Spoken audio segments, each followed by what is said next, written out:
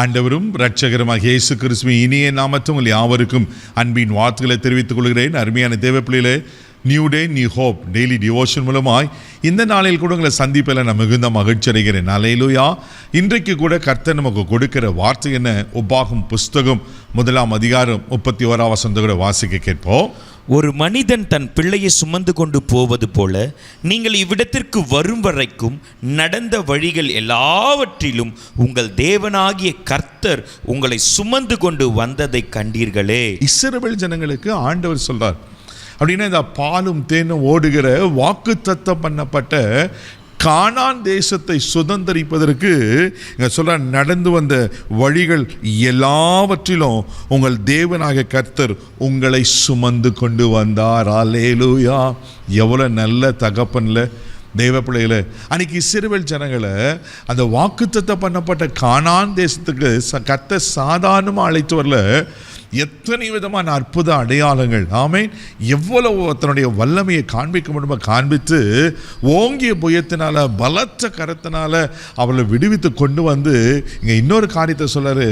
ஒரு தகப்பன் தன் பிள்ளையை சுமந்து கொண்டு வருது போல நான் தான் அவங்களை சுமந்து கொண்டு வந்தேன். அல்லேலூயா. இன்றைக்கு ஆண்டவர் உங்களை பார்த்து சொல்றாரு, தெய்வ பிள்ளையே, ஒரு தகப்பன் சுமக்கிறது போல நான் உங்களை சுமக்கிறேன். நீங்க ஏன் பயப்படுறீங்க? ஒருவேளை ஏன் நான் அநாதை போல இருக்கிறேன் அப்படி நீங்கள் ஏன் கலங்குறீங்க? தெய்வ பிள்ளை, ஒருவேளை பல விதமான பாரங்களை சுமைகளை நீங்கள் சுமந்து கொண்டு இருக்கலாம். பயப்படாதீங்க. உங்களை சுமக்கிற ஒரு ஆண்டவர் இருக்கிறார். ஆமென். ஒரு நல்ல தகப்பன் இருக்கிறார்.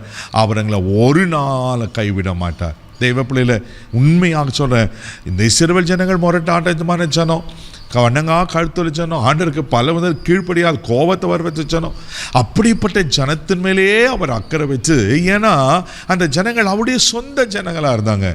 அந்த ஜனங்கள் மேலே அவ்வளோ அக்கறை பாராட்டி ஒரு தன் தோல் மேலே சுமக்கிறது போல சுமந்து கொண்டு அப்படி எவ்வளோ அழகாக ஆமென் கொண்டு வந்து சேர்ப்பாருன்னா, உங்களுக்கும் தெய்வ பிள்ளையில உங்கள் வாழ்க்கையில் என்னென்னலாம் செய்து முடிக்கணுமோ, உங்கள் வாழ்க்கையில் என்ன தேவ திட்டங்களை வைத்திருக்கிறாரோ, உங்களுக்கு என்ன ஆண்டவர் என்ன தீர்க்க தரிசன வாக்குத்தத்தங்களை கொடுத்துருக்கிறாரோ, உங்கள் வாழ்க்கையில் எப்படியெல்லாம் எங்கெல்லாம் உங்களை பிளேஸ்மெண்ட் பண்ணி உங்களை அழகு பார்க்கணும்னு நினைக்கிறாரோ அத்தனை காரியங்களும் அழகாக நேர்த்தியாக செய்து முடிப்பார். அல்லேலூயா.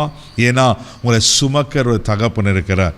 எந்த தகப்பனோ தன் பிள்ளையை சுமந்து கொண்டு போய் காட்டிலையோ ஒரு வனாந்திரத்துலையோ ஒரு படுகொழிலையோ போட மாட்டாங்களே. ஆமென். தன் பிள்ளைங்க நல்ல இடத்துல இருக்கணும் தானே விரும்புவாங்க.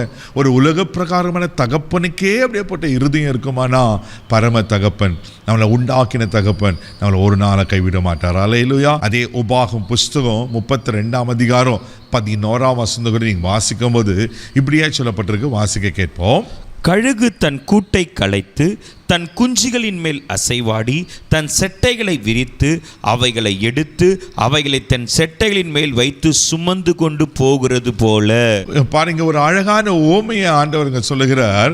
பாருங்க, கழுகு தன் குஞ்சுகளுக்கு பறக்க கற்றுக் கொடுக்கும் போது அது என்ன செய்யுமா, தன் சிறகுக்கு மேலே சுமந்து கொண்டு உயர கொண்டு போயிட்டு தன் சிறகை மடைத்து கொள்ளுமா.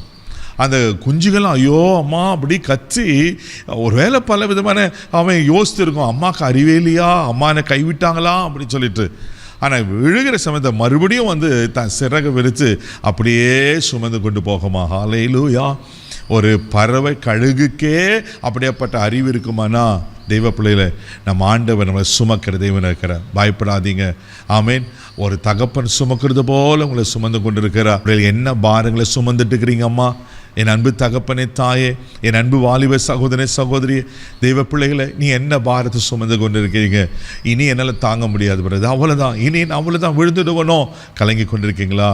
ஒருவேளை எனக்கு அப்பா அம்மா உலக பிரகாரம் அப்பா அம்மா இருந்தோம், என்னை ஆதரிக்கலைன்னு கலங்கி கொண்டிருக்கீங்களா? எனக்கு உதவி செய்ய, எனக்கு வழிகாட்ட, என்னை தூக்கி பிடிக்க யாரும் இல்லைன்னு கலங்குறீங்களா? யார் இருக்கிறாங்களோ இல்லையா? பயப்படாதீங்க. சுமக்கிற ஒரு தகப்பன் இருக்கிறா.